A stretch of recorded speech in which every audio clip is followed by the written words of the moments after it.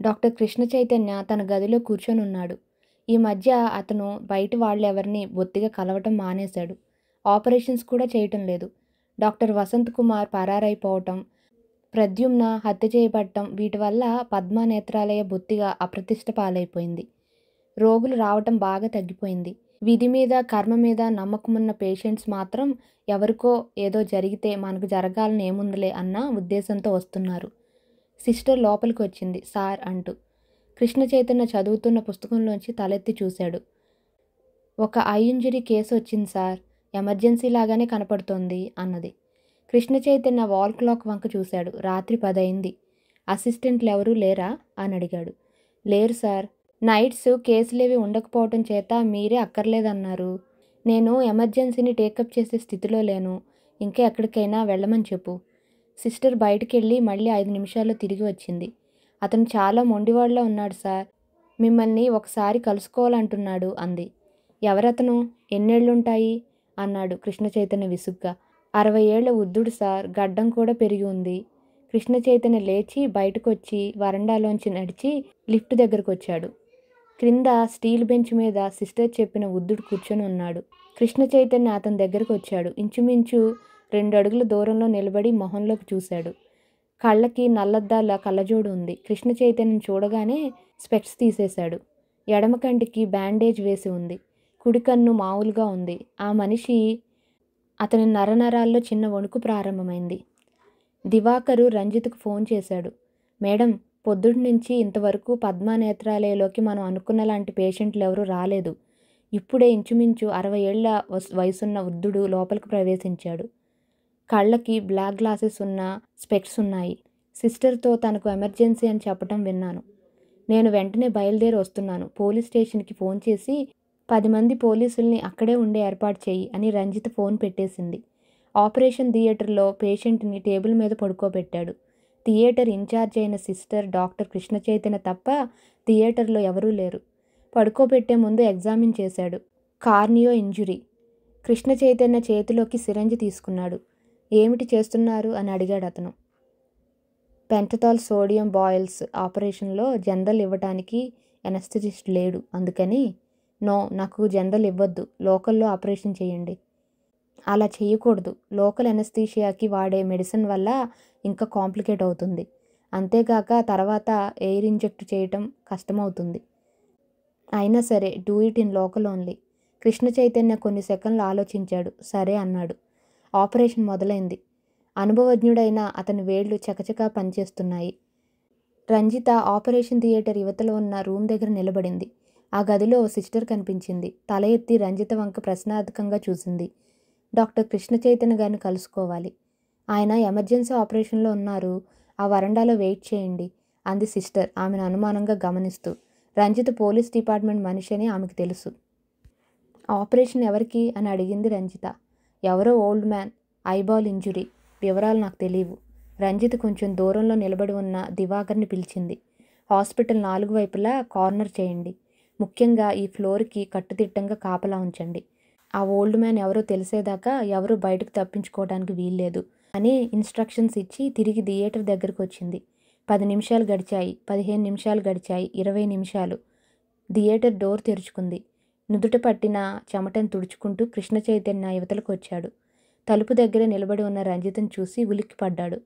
మీరు ఆపరేషన్ చేసింది ఎవరికో తెలుసుకోవచ్చా అని అడిగింది రంజిత సూటిగా. పద్మ నేత్రాలయాలో వరుసగా జరుగుతున్న దురాఘాతాల వల్ల ఆమె ప్రాథమిక మర్యాదలు పాటించడం మానేసింది. అతని పేరు ప్రమోద్ కుమార్ అని చెప్పాడు. కేస్ షీట్లో అలాగే నోట్ చేశాను. ఇంత హడావిడిగా ఎందుకు ఆపరేషన్ చేయాల్సి వచ్చింది? అది ఎమర్జెన్సీ కనుక. ఎమర్జెన్సీ అంటే ఏమిటా కేసు? కృష్ణ చైతన్య కొంచెం తటపటాయించాడు. పెర్ఫరేటింగ్ ఇంజరీ. ఎలా తగిలుంటుంది? బహుశా ఏదో పోరాటంలో తగిలుండొచ్చు.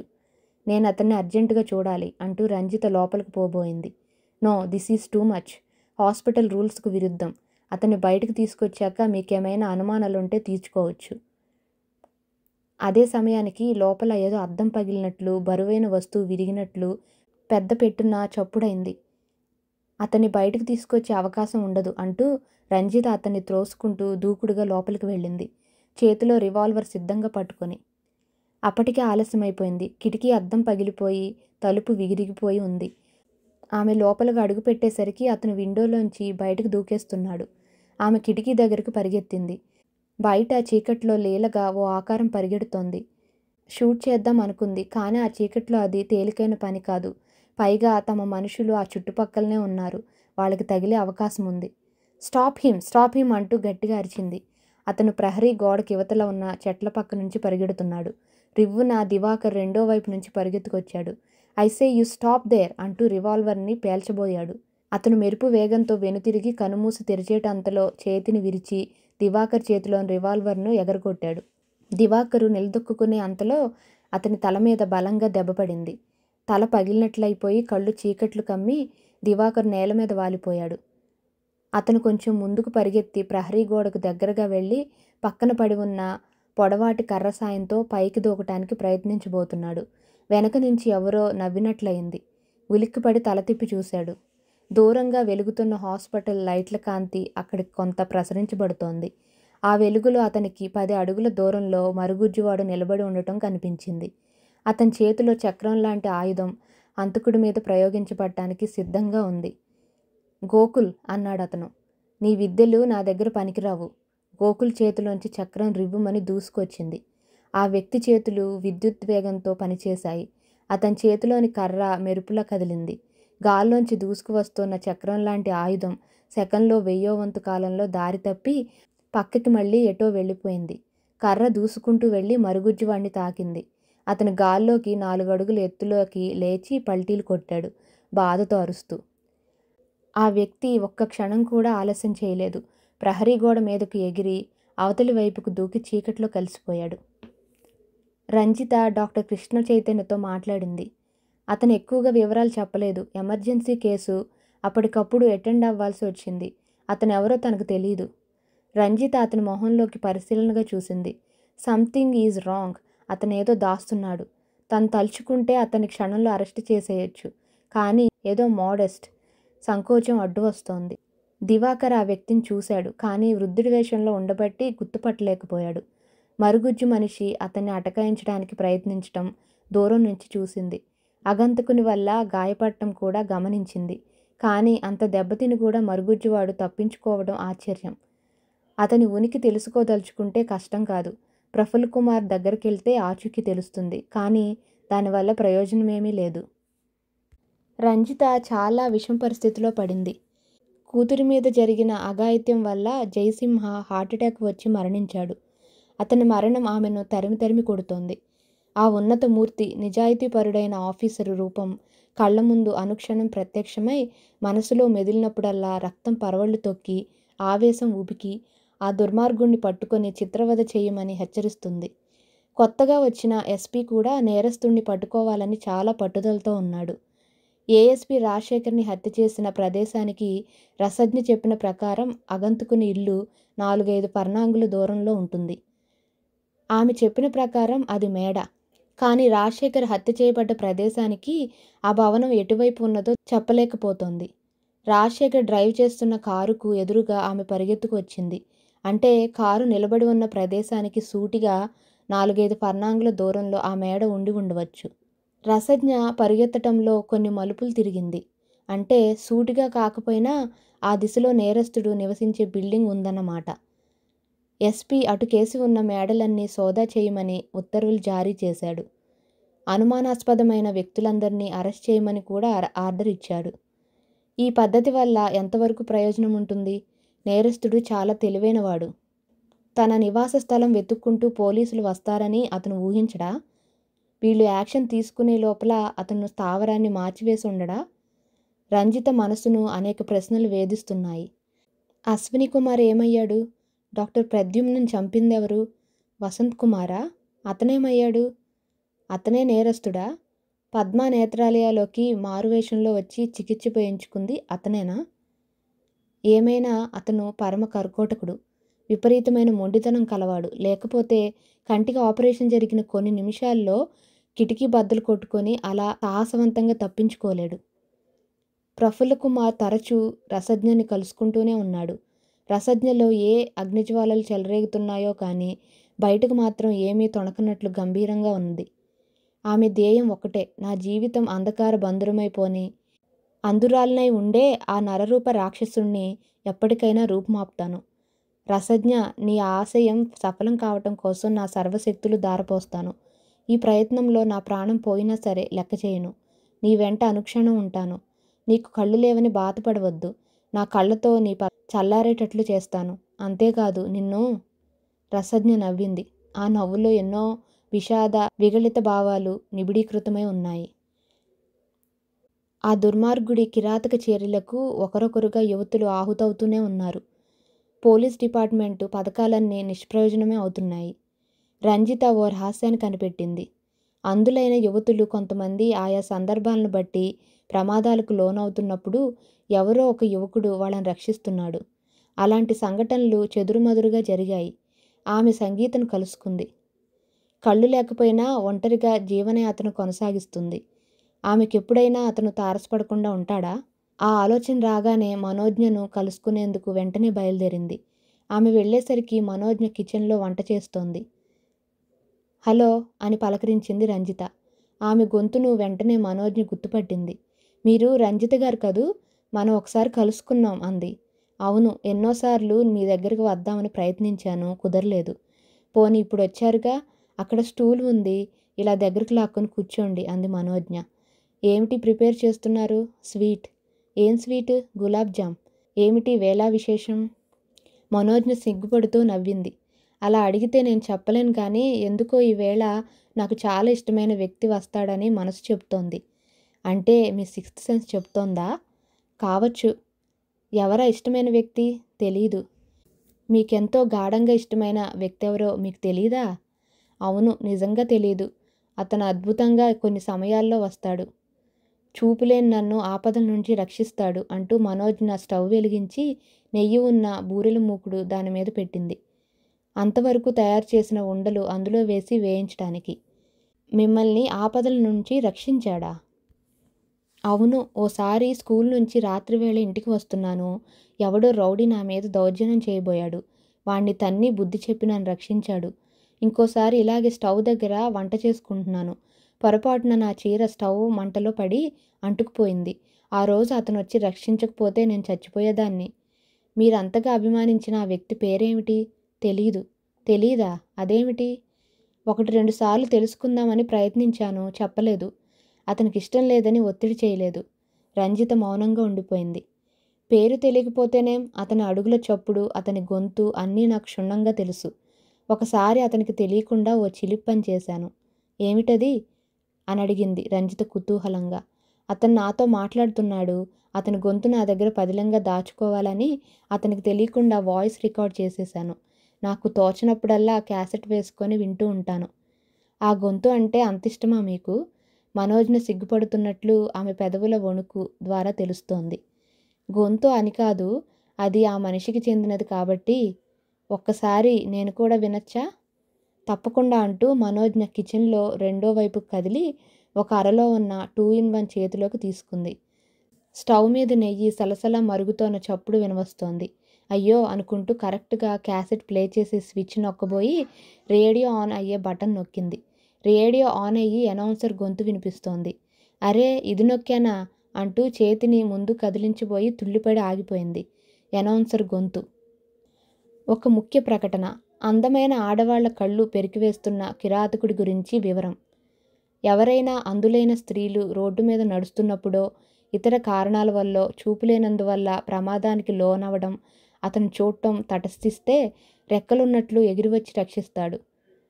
అలాంటి సంఘటనలు 5-6 జరిగినట్లుగా ప్రభుత్వం దృష్టికి వచ్చాయి.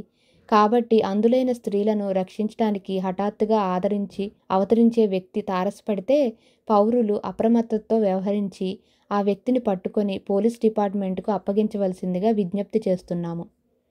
మనోజ్ఞ రేడియో ఆఫ్ చేసి ఆ సెట్ను గట్టిగా అదిమి పట్టుకొని, ఎవరు మీరు అని అడిగింది. నేను రంజితను, నీ స్నేహితురాల్ని. ఆ గొంతు వినాలని మీరెందుకు తహతహలాడుతున్నారో, అసలు మీరు ఇక్కడికి ఎందుకు వచ్చారో అర్థమైంది. మీరు పోలీస్ డిపార్ట్మెంట్కి చెందిన మనిషి. అతని గురించి నాకు ఇంతవరకు తెలీదు. అయినా సరే అతను నా ప్రాణం. అతన్ని మీకు దొరకనివ్వను. సెట్ని గుండెలకు మరింత బలంగా అదుముకుంటూ అంది. మనోజ్ఞ, అతను నరరూప రాక్షసుడు. అతన్ని బంధించడానికి నువ్వు సాయపడితే ప్రపంచానికి నువ్వు మహోపకారం చేసిన దానివవుతావు అంది రంజిత ఆమెకు నచ్చచెప్పడానికి ప్రయత్నిస్తూ. ఆ ఉపకారాలు, త్యాగాలు నాకక్కర్లేదు. అతను నా ప్రాణం, నా దైవం. అతన్ని నేను బంధించడానికి ఒప్పుకోను. మనోజ్ఞ, ఆ క్యాసెట్ ఇస్తావా, ఇవ్వవా? ఇవ్వను. నా ప్రాణం పోయినా ఇవ్వను. రంజిత ఇహ ప్రాధేయపడి ప్రయోజనం లేదని విసురుగా ముందుకు వెళ్ళి చేతుల్లోంచి సెట్ని లాక్కోవటానికి ప్రయత్నించింది. రంజిత పదధ్వనిని బట్టి ఆమె చేయబోయే పనిని మనోజ్ఞ ముందుగానే ఊహించింది.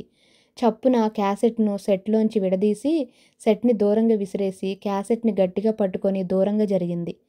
రంజిత ఈ అవకాశాన్ని వదులుకోదలుచుకోలేదు. మనోజ్ఞను గట్టిగా పట్టుకొని ఆమె చేతుల్లోంచి క్యాసెట్ను లాక్కోవటానికి ప్రయత్నించింది. రంజిత నుంచి తప్పించుకోవడానికి మనోజ్ఞ బలమంతా ఉపయోగించి పెనుగులాడుతోంది. రంజిత అంతకన్నా పట్టుదలగా ఉంది. ఎలాగైనా ఆ క్యాసెట్ని చేజిక్కించుకోవాలి. ఆమె తన దగ్గరున్న ఆయుధాన్ని ప్రయోగిస్తే మనోజ్ఞను దెబ్బతీయటం చాలా సులువైన పని. కానీ ఆ అమాయకురాల్ని, అందురాల్ని ఆ విధంగా హింసించటానికి ఆమెకి మనసొప్పలేదు. ఆమెకి ఏ విధమైన హాని కలిగించకుండానే తన పని నెరవేర్చుకోవాలనుకుంది. చివరకు క్యాసెట్ని ఆమె తాకగలిగింది. కానీ ఆమె చేతికి చిక్కకుండా మనోజ్ఞ విశ్వప్రయత్నం చేస్తోంది. జుట్టు ముడి విడిపోయింది. పమిట జారిపోయింది. వగర్పు వస్తోంది. చివరకు తన శక్తి సన్నగిల్లుతున్నట్లు గ్రహించింది. క్యాసెట్ ఉన్న చెయ్యి బలంగా యువతలకు లాక్కొని దాన్ని బయటపడేటట్లు రివ్వుమని విసిరింది. అదే సమయానికి తలుపు తీసుకొని ఓ వ్యక్తి లోపలికొచ్చాడు. ఆ అడుగుల చప్పుడు. అలాంటి విషమ పరిస్థితిలో ఉండి కూడా మనోజ్ఞ ఆ సవ్వడిని బట్టి వచ్చిందెవరో గ్రహించింది. ప్లీజ్, అక్కడ పడి ఉన్న క్యాసెట్ను తీసుకొని వెంటనే పారిపోండి. ఇక్కడ పోలీసు. జరుగుతున్నదేమిటో రంజిత గ్రహించింది. తనకు కొన్ని అడుగుల దూరంలో గది అవతల ఆ నరరూప రాక్షసుడు నిలబడున్నాడు. అతన్ని పట్టుకోవాలి. కనీసం అవతల గదిలో ఉన్న అతన్ని చూడగలగాలి. మనోజ్ఞను ఒక్క విదిలింపు విదిలించి రివాల్వర్ని బయటకు తీస్తూ అవతలకు పరిగెత్తబోయింది. జరగబోయేది మనోజ్ఞ గ్రహించింది. గబాల్న ముందుకు దూకి రంజితను పట్టుకొని శక్తినంతా ఉపయోగించి వెనక్కి లాగేసింది. ఆ ఊపుకు మనోజ్ఞ వెనక్కి పడిపోయింది. రంజిత నిలదొక్కుకోబోయి బ్యాలెన్స్ తప్పి స్టవ్ మీద పడింది. స్టవ్ మీద వెసల్లో మరుగుతోన్న నెయ్యి ఆమె చేతుల తాకిడికి తుళ్ళి జివ్వుమంటూ ఆమె ముఖం మీదకు గుమ్మరించినట్లు చెందింది. ముఖం మీద నిప్పుల వర్షం కురిసినట్లయింది.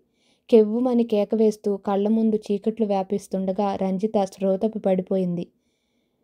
రంజిత ముఖం మీద చిలికిన మరిగే నెయ్యి వల్ల అక్కడక్కడ చర్మం బాగానే కాలింది. ప్లాస్టిక్ సర్జరీ చేస్తే మామూలుగా వచ్చేస్తుందన్నాడు ప్లాస్టిక్ సర్జన్లు. కానీ కళ్ళలోకి చిలికిన వేడివేడి ద్రవం కారణంగా డ్యామేజ్ అయి చూపును కోల్పోయాయి. కళ్ళు పూర్తిగా దెబ్బతిన్నాయి. ప్రపంచమంతా అంధకార బంధురమైపోయింది. ఆమెను డాక్టర్ కృష్ణ చైతన్య దగ్గరికి తీసుకెళ్లారు. ఆమె నా స్థితిలో చూసి కృష్ణ చైతన్య తన ఆశ్చర్యం ప్రకటించాడు. మిస్ రంజిత, మిమ్మల్ని ఇలాంటి దారుణమైన స్థితిలో చూడవలసి వస్తుందనుకోలేదు అన్నాడు. అది వ్యంగ్యమో సానుభూతో రంజిత్కు అర్థం కాలేదు. మౌనంగా ఊరుకుంది. అతను ఆమెను తరోగా ఎగ్జామిన్ చేశాడు. అన్ని టెస్టులు చేశాడు. చివరకు పెదవి విరుస్తూ రెటీనా పూర్తిగా దెబ్బతింది. లేజర్ బీమ్ ట్రీట్మెంట్ వల్ల కూడా ప్రయోజనం లేదు. ప్రపంచంలోని ఏ శక్తి మీకు చూపును ప్రసాదించలేదు అన్నాడు తన నిస్సహాయతను వ్యక్తం చేస్తూ. అంతేనా అంది రంజిత నిరాశగా, దుఃఖాన్ని ఆపుకుంటూ. ఐఎమ్ సారీ అన్నాడు. ఆమె లేచి ఇద్దరు లేడీ పోలీస్ కానిస్టేబుల్ సాయం చేస్తూ నడిపిస్తుండగా బయటకు వచ్చి కారులో ఎక్కి కూర్చుంది. రంజితకు ప్లాస్టిక్ సర్జరీ జరిగి ముఖం మామూలు రూపంలోకి వచ్చేసింది. కానీ ఉద్యోగానికి రిజైన్ ఇచ్చేసి ఇంట్లోనే ఉంటోంది. ఆమెకి యాక్సిడెంట్ అవగానే దూరంగా కుగ్రామంలో ఉన్న తల్లిదండ్రులు రెక్కలు కట్టుకొని వచ్చి వాలారు.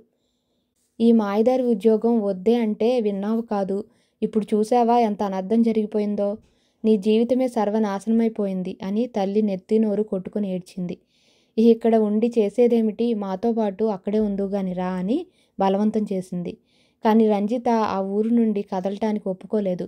అమ్మా, ఉద్యోగ ధర్మమే పరమావధిగా ఎంచి ప్రాణాలకు తెగించి పోరాడాను. కానీ దురదృష్టవశాత్తు ఈ పోరాటంలో పరాజయం పొందడమే కాకుండా కళ్ళు కూడా పోగొట్టుకున్నాను. అక్కడికి వస్తే ఆ ఒంటరితనం అసలు భరించలేను. కొన్నాళ్ల పాటు ఇక్కడే ఉంటాను. నాకు తోడుగా మీరు కూడా ఉండండి. మనసు కుదుట పడ్డాక అక్కడికి వెళ్ళిపోదాం అంది. తల్లి తండ్రి ఏమీ అనలేక ఊరుకొని అక్కడే ఆమెతో పాటు ఉండిపోయారు. గేటు తెరిచిన చప్పుడు, తర్వాత వరండాలో అడుగుల సవ్వడి. ఎవరు అంది రంజిత. నేను అంది చాలా దగ్గరలో ఓ గొంతు. రంజిత ఆమె గొంతు గుర్తుపట్టింది. ఆమెలో ఆవేశం ఉప్పొంగింది. మీరా, ఎందుకొచ్చారు ఇక్కడికి అంది కోపంగా. జరిగిన దానికి క్షమాపణ చెప్పుకోవటానికి అంది మనోజ్ఞ. చేతికి చిక్కబోయిన లోకకంటకుణ్ణి నరరూప రాక్షసుణ్ణి తప్పించుకునేలా చేశావు. నా చూపు పోతే పోనీ, ఒక దుర్మార్గుణ్ణి బంధించి లోకంలోని అనేక మంది అమాయకుల జీవితాలను రక్షించే అవకాశం చేచేతిలో పోగొట్టావు. నీ స్వార్థం కోసం, నీ గుడ్డి ప్రేమ కోసం భయంకర వినాశనానికి హేతువయ్యావు. నీ పాపానికి నిష్కృతి లేదు అంది ఆవేదన కోపం మిళితమై ఉన్న కంఠంతో. నేను మీ పక్కన కూర్చుంటున్నాను అంది మనోజ్ఞ సోఫాలో ఆమె పక్కనే కూర్చుంటూ. జరిగిన దానికి నేను చాలా పశ్చాత్తాపడుతున్నాను. నా వల్ల మీకు జరిగిన ఘోర అన్యాయం. దుఃఖంతో ఆమె గొంతు పూడిపోయింది. నాకు అన్యాయం జరిగితే జరిగింది, కానీ ప్రపంచానికి జరిగిన అన్యాయం గురించి మీరు ఆలోచించడం లేదు. క్రమక్రమంగా నా ఘోర తప్పిదాన్ని తెలుసుకుంటున్నాను. నా ఇంటికి వచ్చే వ్యక్తి, ఇన్ని దురాఘాతాలకు కారణభూతుడైన వ్యక్తి ఒకరేనని అంతవరకు నాకు తెలీదు. ఆ రోజు రేడియో అనౌన్స్మెంట్ విన్నాక మొట్టమొదటిసారి తెలుసుకొని షాక్కి లోనయ్యాను. ఆ షాకులో యుక్తాయుక్త విచక్షణ జ్ఞానం విమర్శించి మిమ్మల్ని ప్రతిఘటించాను. మీరు అన్నట్లు నాది గుడ్డి ప్రేమే, గుడ్డిదాని ప్రేమ. ఆ గుడ్డితనంలో అవివేకంగా ప్రవర్తించాను. నన్ను క్షమించండి. ఇప్పుడు పశ్చాత్తాపడి ఏం లాభం? సమయం మించిపోయింది. ఈసారి అతను నా దగ్గరకు వచ్చినప్పుడు అతను ఇంకా మీ ఇంటి ఛాయలకు కూడా రాడు. రాడా? అంది మనోజ్ఞ నిరాశగా. అతను ఎంత దుర్మార్గుడో అంత తెలివైనవాడు కూడా. పొరపాటు పనులు ఎప్పుడూ చేయడు. అతని అడుగుల చప్పుడు నాకు తెలుసు. ఆ ఆనవాళ్ళతో అతన్ని అన్వేషించడానికి ప్రయత్నిస్తాను. ఇన్ని వేల లక్షల అడుగుల సవ్వడిలో అది సాధ్యమా? అంది రంజిత నిస్పృహగా. డాక్టర్ కృష్ణ చైతన్య గదిలో నిర్లిప్తంగా పడుకొని ఉన్నాడు. ఆ రోజు హాస్పిటల్లో ఆ వ్యక్తికి ఆపరేషన్ చేయటం, అతను తప్పించుకుపోవటం ఇవన్నీ జరిగాక అతను బొత్తిగా బయటకు రావటం మానేశాడు. పత్రికలు అతన్ని, పద్మా నేత్రాలయను దుమ్మెత్తిపోస్తున్నాయి. ఏం చెయ్యాలో తెలియని నిస్సహాయ స్థితిలో అసలు పత్రికలు చూడటం మానేశాడు. పద్మా నేత్రాలయ ఇంచుమించు మూతపడిపోయే పరిస్థితిలో ఉంది. రూములో ఓ పక్కనే ఉన్న ఫోన్ మ్రోగింది. బద్ధకంగా లేచి వెళ్ళి రిసీవ్ చేసుకున్నాడు. అవతల నుంచి ఓ గొంతు, మీతో అర్జెంటుగా మాట్లాడాలి అంది. అతను ఆ గొంతు గుర్తుపట్టాడు. ఎలా కలుసుకోవాలి అని అడిగాడు. అవతలి గొంతు ఓ అడ్రస్ చెప్పింది. ఎలా రావటం? బహుశా పోలీసులు నా వెంటబడతారు. పోలీసులకి మీ మీద అనుమానమేమీ లేదు. ఎలాగైనా రండి. మీతో ఓ ముఖ్యమైన సంగతి చెప్పాలి. ఎన్ని గంటలకు రాను? సరిగ్గా రాత్రి 10:30కి. అవతల వ్యక్తి ఫోన్ పెట్టేశాడు. కృష్ణ చైతన్య టైం చూసుకున్నాడు. 9:30 అయింది. ఓ పావుగంట సేపు గదిలో అటు ఇటు తిరిగాడు. తర్వాత డ్రెస్ చేంజ్ చేసుకున్నాడు. మరో 10 నిమిషాలు అసహనంగా గడిపి సరిగ్గా 10 అయ్యేసరికి బయటకు వచ్చాడు. 10:30 అవటానికి ఇంకో 5 నిమిషాలుంది. కృష్ణ చైతన్య కారు ఓ సందు మొదట్లో ఆపి ఆ సందులోకి కాకుండా 100 గజాల దూరం వెనక్కి నడిచి ప్రక్కనే ఉన్న మరో సందులోకి నడిచాడు. ఫోన్లో మాట్లాడిన కంఠం చెప్పిన అడ్రస్సు మన్నం చేసుకుంటూ ఒక్కొక్క ఇల్లు చూసుకుంటూ నడుస్తున్నాడు. చివరకు అతను చెప్పిన గుర్తులు గల ఇల్లు కనిపించింది. డాబా ఇల్లు. దగ్గరకు వేసి ఉన్న గేటు తెరుచుకొని లోపలికి వెళ్ళి 3 మెట్లు ఎక్కి వరండాలోకి వెళ్ళాడు. డోర్ వేసి ఉంది. పక్కనే ఉన్న బజర్ నొక్కాడు. లోపల నుంచి ఎటువంటి సమాధానం లేదు. తలుపులు వేసి ఉన్న కిటికీ గ్లాసెస్లోంచి లైటు వెలుగుతున్నట్లుగా ఉంది. 2 నిమిషాలు వెయిట్ చేసి మెల్లగా డోర్ తీశాడు. తెరుచుకుంది. ఒక్క క్షణం తటపటాయించి లోపలికి అడుగుపెట్టి అప్రతిభుడై నిలబడిపోయాడు. నేల మీద వసంతకుమార్ పడి ఉన్నాడు. వీపులో బాకు దిగబడి ఉంది. గాయంలోంచి స్రవించిన రక్తం వల్ల నేలంతా మడుగు కట్టి ఉంది. అతనిలో ప్రాణం లేదని తెలిసిపోతోంది. కృష్ణ చైతన్య తెలివి తెచ్చుకొని గబగబా వెనక్కి తిరిగాడు. గదిలోంచి బయటకు వచ్చి మెట్లు దిగి గేటు వైపు నడిచి తెరవబోతూ తుల్లిపడ్డాడు. గేట్ అవతల ప్రఫుల్ల కుమార్ నిలబడున్నాడు. రంజితకు ఇంట్లో ఒక్కతే ఉండటం దుస్సహంగా ఉంది. తల్లి తండ్రి అప్పుడే ఓ అరగంటలో వస్తామని బయటకు వెళ్ళి ఇంకా రాలేదు. ఈ మధ్య ఎక్కడికి వెళ్ళినా బయటకు వెళ్ళటానికి వీలుగా డ్రైవర్ని పెట్టుకుంది. ఈవేళ డ్రైవర్ కూడా రాలేదు. హఠాత్తుగా ఈ ప్రపంచం నుంచి దూరంగా విసిరేసినట్లయింది. పోలీస్ డిపార్ట్మెంట్ వాళ్ళు మొదట్లో కొన్ని రోజులు పరామర్శించడానికి వచ్చేవారు. తర్వాత కనబడటం మానేశారు. రంజిత్కు కోపం రాలేదు. తనలో తాను నవ్వుకుంది. ప్రఫుల్ల కుమార్ ఏమయ్యాడో తెలియదు. రసజ్ఞను చూసి చాలా రోజులైంది.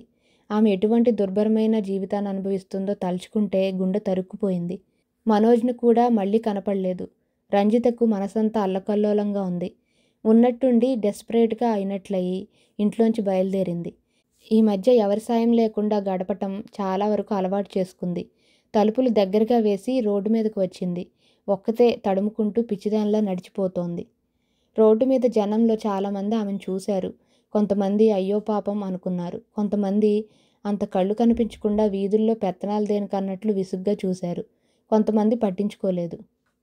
ఆమె అలాగే తడుముకుంటూ మధ్య మధ్య కింద పడబోతూ అంతలోనే సర్దుకుంటూ ముందుకు సాగిపోతోంది. చివరకు ట్రాఫిక్ ఎక్కువగా ఉండే మెయిన్ స్ట్రీట్లోకి వచ్చింది. కార్లు, బస్సులు, స్కూటర్లు, ఆటోలు విధి విరామం లేనట్లు, ఒక్క సెకను కూడా వ్యవధి లేనట్లు వేగంగా వెళ్ళిపోతున్నాయి. మామూలు మనుషులే అటు నుంచి ఇటు క్రాస్ చేయటానికి నానా తిప్పలు పడుతున్నారు. రంజితకు ఆ రోడ్డు బాగా తెలుసు. దానిమీద కొన్ని వందల సార్లు డ్రైవ్ చేసుకుంటూ వెళ్ళింది. అటువైపు క్రాస్ చేయాలి. కాసేపు సంకోచించి నిర్ణయం తీసుకున్నట్లు ఫుట్పాత్ మీద నుంచి కిందికి దిగి క్రాస్ చేయటం మొదలుపెట్టింది. కాసేపు గడిచాక ఒళ్ళంతా చెమటలు పట్టినట్లయింది. ఒకదాని మీద ఒకటిగా వాహనాలు దూసుకు వస్తున్నాయి. అడుగు ముందుకు వేస్తే కారు, వెనక్కి వేస్తే ఇంకో వాహనం. రంజిత్కు ధైర్యం సన్నగిల్లి కంగారు పడసాగింది. ఆ కంగారులో ఎటువైపు నడవాలో తెలియటం లేదు. ఓ కారు ఆమె వైపుకు దూసుకొస్తోంది. చప్పుడును బట్టి కారు మీదకు వస్తోందని అర్థం చేసుకుంది గాని ఎలా తప్పుకోవాలో తెలియలేదు. కారు డ్రైవ్ చేస్తున్న వ్యక్తి కూడా ఆమె మూవ్మెంట్స్ అర్థం చేసుకోలేక తికమకపడి ఆ గాబరాలో సరాసరి మీదకే పోనిస్తున్నాడు. కారు మీదకు వచ్చేస్తుంది. ఇంకో సెకండ్లో ఆమె దాని కింద పడి నలిగిపోవటానికి సిద్ధంగా ఉంది. సరిగ్గా అప్పుడు ఓ బలమైన హస్తం వచ్చి ఆమెను పక్కకి లాగేసింది. కారు పక్క నుంచి దూసుకెళ్ళిపోయింది. థ్యాంక్స్ అంది రంజిత. చూపు లేనప్పుడు ఇంత రద్దీగా ఉన్న రోడ్డుని క్రాస్ చేయవచ్చా అన్నాడు ఆమెను రక్షించిన యువకుడు.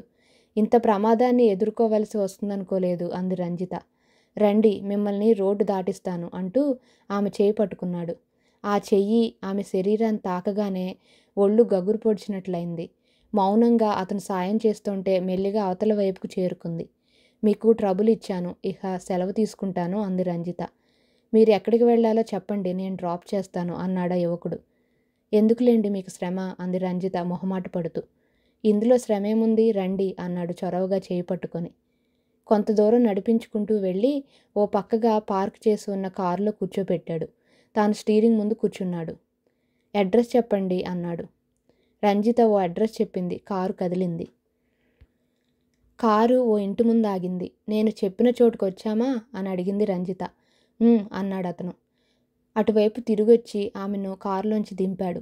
గేటు తెరిచి చేయి పట్టుకొని లోపలికి నడిపిస్తున్నాడు.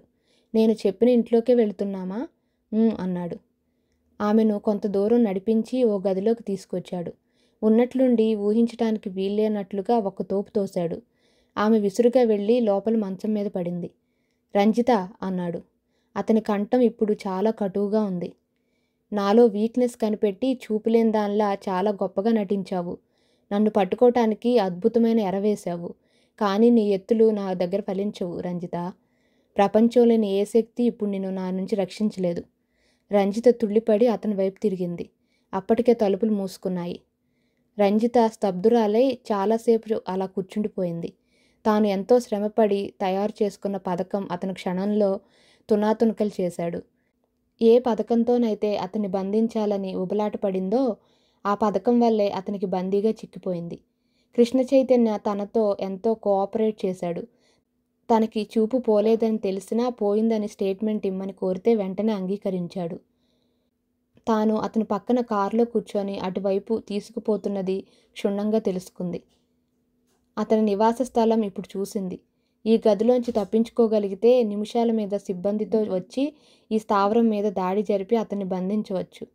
ఆమె మెల్లగా లేచి నిలబడి తాను దుస్తుల్లో దాచుకున్న పదునైన ఆయుధాన్ని బయటకు తీసింది. తలుపు దగ్గరికి నడిచింది. చేతులు చురుగ్గా చకచకా పనిచేస్తున్నాయి. ముఖాన స్వేదబిందువులు అలుముకుంటున్నాయి. 10 నిమిషాలు గడిచాక ఆమె శ్రమ ఫలించింది. బయట నుంచి వేసిన గడి ఊడి వచ్చింది.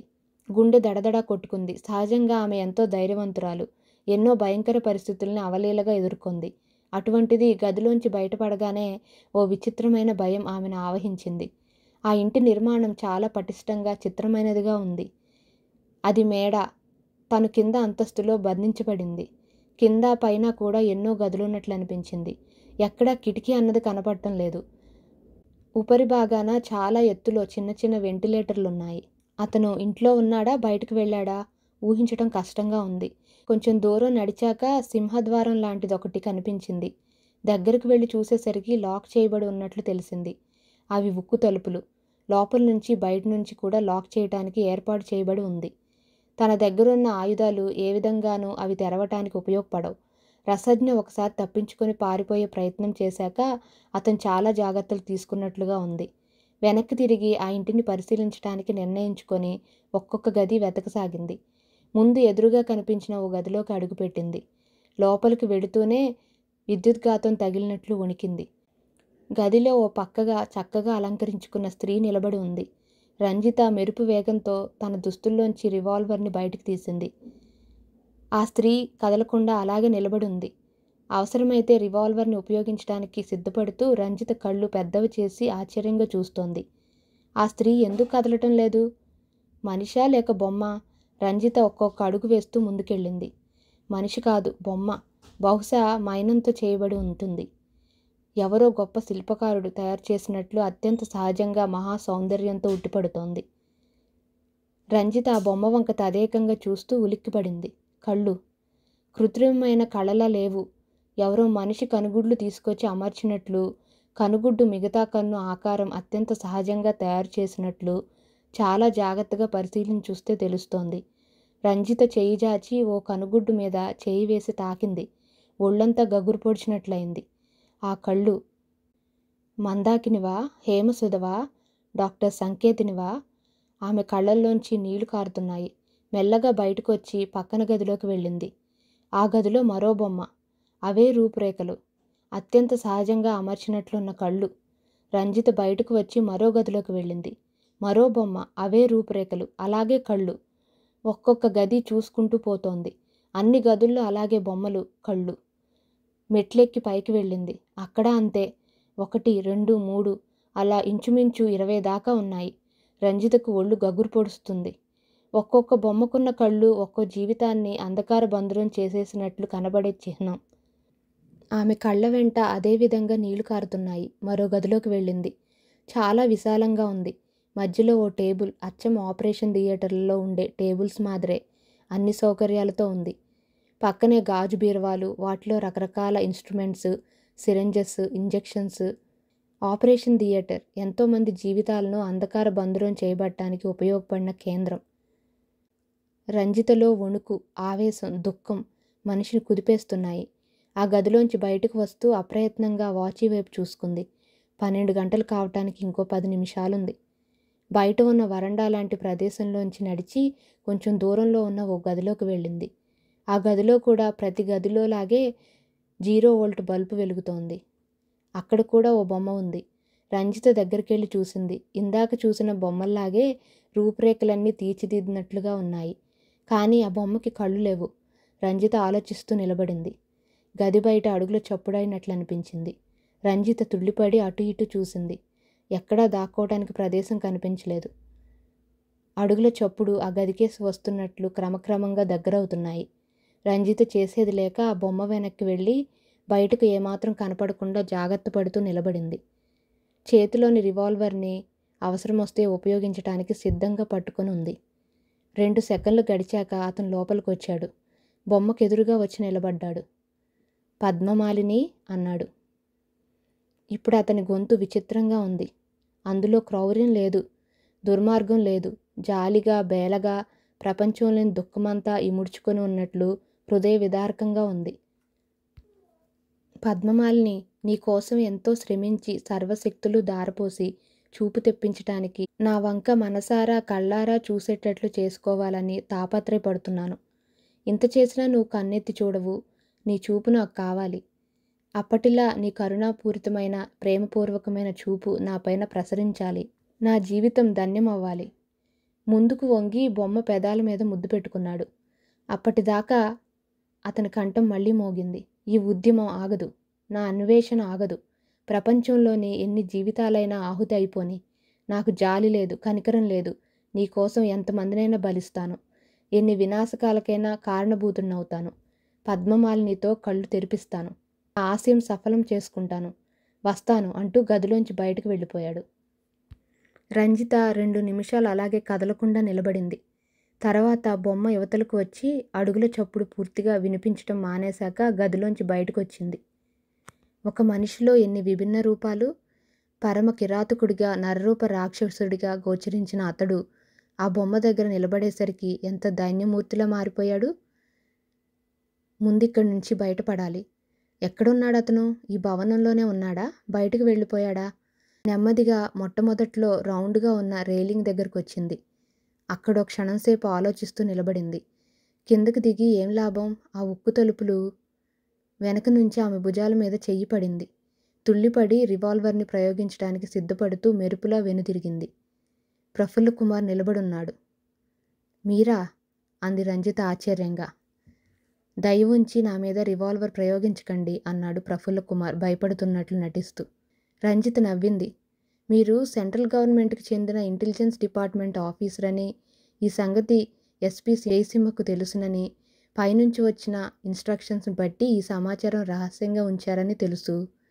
ప్రఫుల్ల కుమార్ నవ్వాడు. అయితే నా గురించి చాలా సంగతులు తెలుసుకున్నారన్నమాట.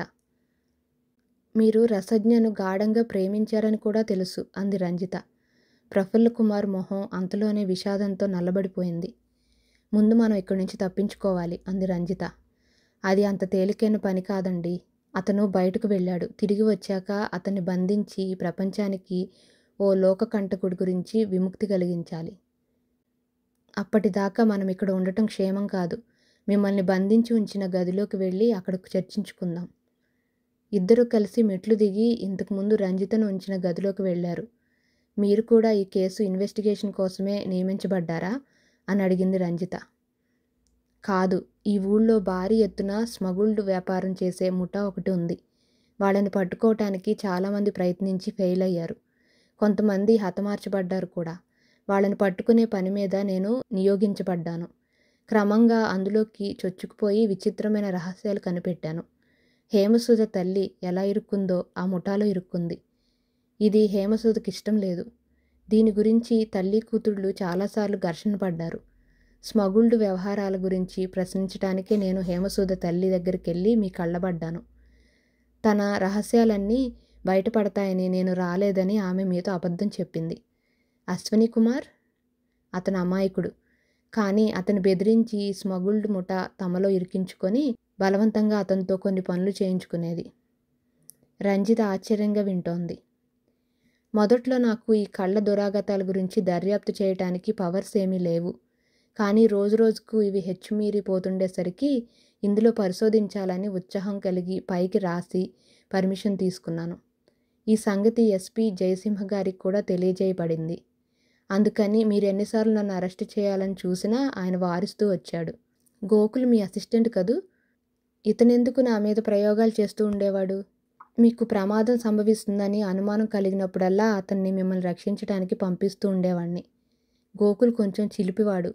మిమ్మల్ని రక్షించడానికి ప్రయత్నిస్తూనే మీకు ప్రత్యర్థి అయినట్లు నటిస్తూ కొన్ని ప్రయోగాలు చేస్తూ ఉండేవాడు.